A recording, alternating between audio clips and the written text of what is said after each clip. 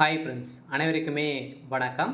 So இந்த வீடியோவில் நம்ம எதை பற்றி பார்க்க போகிறோம் அப்படின்னு பார்த்தீங்கன்னா, விவசாயிகளுக்கு வந்திருக்கக்கூடிய ஒரு மிக மிக விவசாய கடன் வாங்கியவர்களுக்கெல்லாம் பார்த்தீங்கன்னா வாங்க போகிறவர்களுக்கெல்லாம் வந்திருக்கக்கூடிய ஒரு மிக மிக ஒரு முக்கியமான ஒரு அறிவிப்பு தான் கொடுத்துருக்காங்க. பார்த்தீங்கன்னா அனைவருமே விவசாய கடன் வாங்கும் இல்லையா? அனைவருமே தெரியும், கூட்டுறவு வங்கியின் மூலமாகவும் அதே மாதிரி அனைவருமே கூட்டுறவு வங்கியின் மூலமாக வாங்கக்கூடிய விவசாய கடனை பொறுத்தளவுக்கு பார்த்தீங்கன்னா எப்படி திருப்ப செலுத்த வேண்டும், அதே மாதிரி எப்படி வாங்குவது அப்படின்ற மாதிரி ஒரு சில பேருக்கெல்லாம் தெரியாமல் இருக்கும். அதே மாதிரி விவசாய கடன் வாங்கியவர்களுக்கு பார்த்தீங்கன்னா கடன் பெறுவது எப்படி அப்படின்ற மாதிரி கேள்விகள் கேட்டிருக்காங்க. இந்த நிலையில் இந்த விவசாய கடனை பொறுத்தளவுக்கு பார்த்தீங்கன்னா கூட்டுறவு வங்கியின் மூலமாகவும் அதே மாதிரி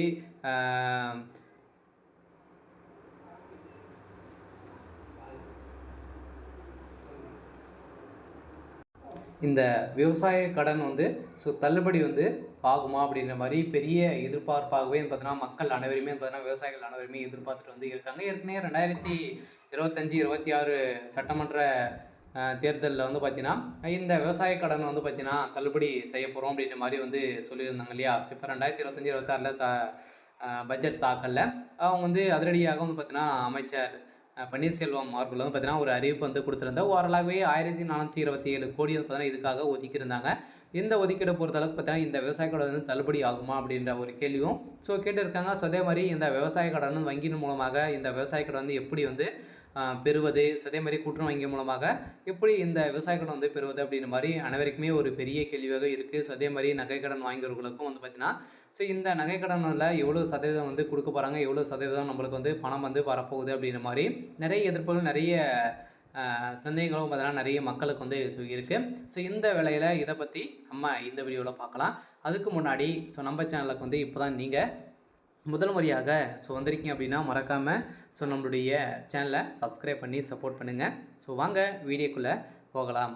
அனைவரையுமே பார்த்தீங்கன்னா கூட்டுறவு வங்கி மூலமாகவும் அதே மாதிரி வங்கியின் மூலமாகவும் அதிகாரப்பூர்வமான வங்கியின் மூலமாகவும் பார்த்தீங்கன்னா அனைவருமே விவசாய கடன் வாங்குவோர்களுக்கெல்லாம் அனைவருக்குமே வந்திருக்கக்கூடிய ஒரு அவசர அறிவிப்பாக தான் இருக்குது. அனைவரையும் வாங்குவீங்க, இருந்தாலும் வாங்குவதற்கு ஒரு எடுத்துக்காட்டாக இருக்கட்டும்.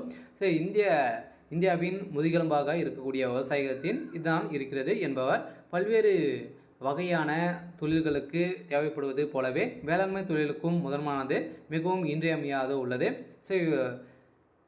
விசுவாசிகள் தங்கள் கடன் தேவைகளை பல வழிகளில் பூர்த்தி செய்து வருகிறார்கள். இருந்தாலுமே முதல் முறையாக விவசாயிகளுக்கு வங்கி கடன் என்பது கிராம தொடக்க கூட்டுறவு வங்கிகளின் மூலம் தான் சாகுபடி செலவுகளுக்கும் அதேமாதிரி பணமும் இடுக்கும் பொருட்களுக்கும் உரம், பூச்சி மருந்து மற்றும் முதலியான அனைத்துமே வழங்கப்பட்டு வருது.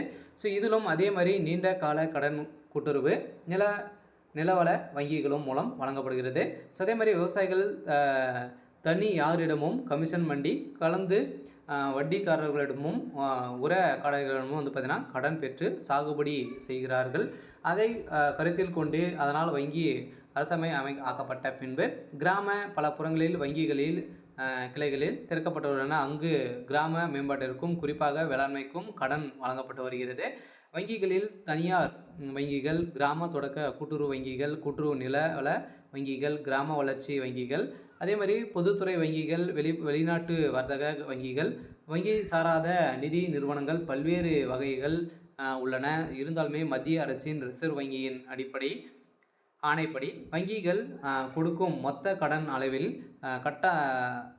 கட்டாயமாக 18% வேளாண்மை அபிவிருத்தி செய்யப்படும். 40% முன்னுரிமைக்காகவும் அதே மாதிரி வழங்கப்பட வேண்டும். இந்த இலக்கை ஒவ்வொரு ஆண்டும் ரிசர்வ் வங்கி ஆய்வு செய்து கண்காணித்து வருகிறது. இந்த விவசாய கடனை பொறுத்தளவுக்கு பார்த்தீங்கன்னா வங்கி கடன்களால் உள்ள நன்மைகள் என்னவென்றால் குறைந்த வட்டி, எளிய தவணை, உடனடி சேவை என்றுதான். கடனில் பல வகைகள் உண்டு. இருந்தாலுமே குறுகிய கால கடனின் பயிர் சாகுபடி கடன்கள், உழவர் கடன் அட்டை திட்டம், அதே மாதிரி விவசாய நகைக்கடன் திட்டம், மகசூல் விற்பனை கடன் என்ற பிரிவுகள் உள்ளன.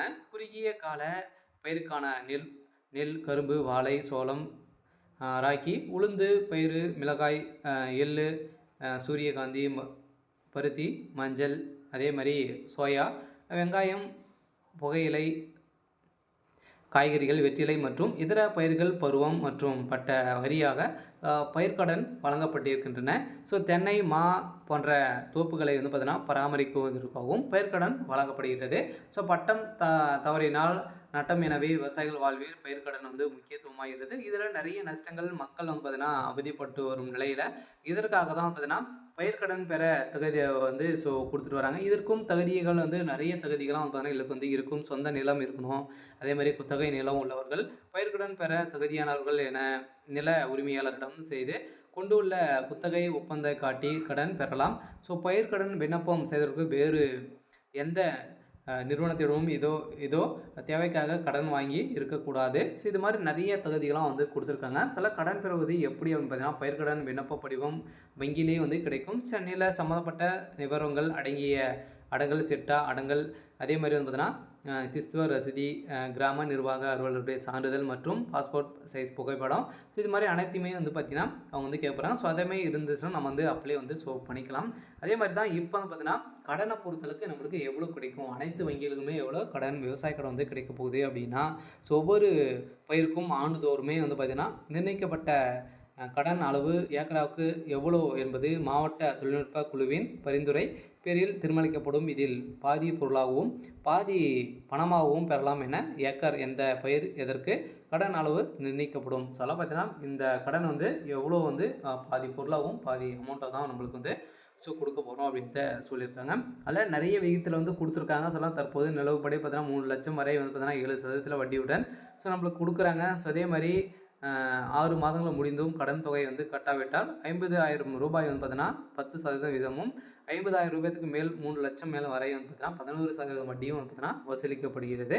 இந்த திரும்ப செலுத்தும் முறையை பொறுத்தளவுக்கு பார்த்தீங்கன்னா மக்கள் நிறைய பேர் முடியாத இருக்கக்கூடிய நிலையில் தான் இந்த வருகின்ற 2027 இந்த விவசாய கடன் தள்ளுபடி செய்ய போகிறாங்களா அப்படின்ற ஒரு பெரிய எதிர்பார்ப்பாகவே இருக்குது. ஸோ இந்த நிலையில் 2025 சட்டமன்ற பேரவை கூட்டத்தில் வந்து பார்த்தீங்கன்னா அதிரடியாக 1427 கோடி வந்து பார்த்தீங்கன்னா வேளாண்மை துறையில் ஒதுக்கப்பட்டது. ஸோ அதேமாதிரி கடன் தள்ளுபடிக்கும் ஒதுக்கப்பட்டது. இருந்தாலுமே இன்னுமே இந்த விவசாய கடன், நகை கடன்லாம் வந்து எந்த ஒரு தள்ளுபடி அறிவிப்பையும் வந்து வரப்போகலை. சில மக்களை நிறைய ஏமாற்றக்கூடிய விதத்தில் தான் பார்த்தீங்கன்னா திமுகவுடைய அரசு செயல்பட்டு வருது அப்படின்ற மாதிரி எதிர்ப்புகள் இருந்தாலுமே இது மாதிரி வந்து பார்த்தீங்கன்னா பொய்யான வாக்குறுதிகளை கொடுத்து திமுக ஆட்சிக்கு வந்தது. இந்த நிலையில் தான் இப்போ அதிரடியாக நிறைய குற்றச்சாட்டுகள் எழுந்திருக்கக்கூடிய நிலையில் இப்போ அதிரடியாக முதல்வர் ஸ்டாலின் அவர்கள் வந்து பார்த்தீங்கன்னா இப்போ கூட்டுறவு வங்கியின் மூலமாக வாங்கக்கூடிய பயிர்க்கடன், விவசாய நகைக்கடன்லாம் வந்து பார்த்தீங்கன்னா தள்ளுபடி செய்ய போகிறதாகவும் ஒரு தகவல் வந்து வெளியாகி வருது. இந்த நிலையில் தான் விவசாயிகளுக்கு வந்திருக்கக்கூடிய ஒரு மிக மிக ஒரு மகிழ்ச்சிகரமான ஒரு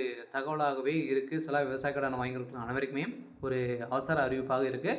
சில விவசாய கடன், பயிர்க்கடன் பெற தகுதி, கடன் பெறுவது எப்படி, இது மாதிரி வந்து நிறைய விதமான கேள்விகளாக வந்து பார்த்தீங்கன்னா இருக்குது. இருந்தாலுமே என்ன நடக்க போகுது அப்படின்றத வெயிட் பண்ணி பார்க்கலாம். இது மாதிரி செய்திகளை தெரிஞ்சுக்கணும் அப்படின்னா மறக்காமல் நம்மளுடைய சேனலை சப்ஸ்கிரைப் பண்ணிக்கோங்க. தேங்க்யூ.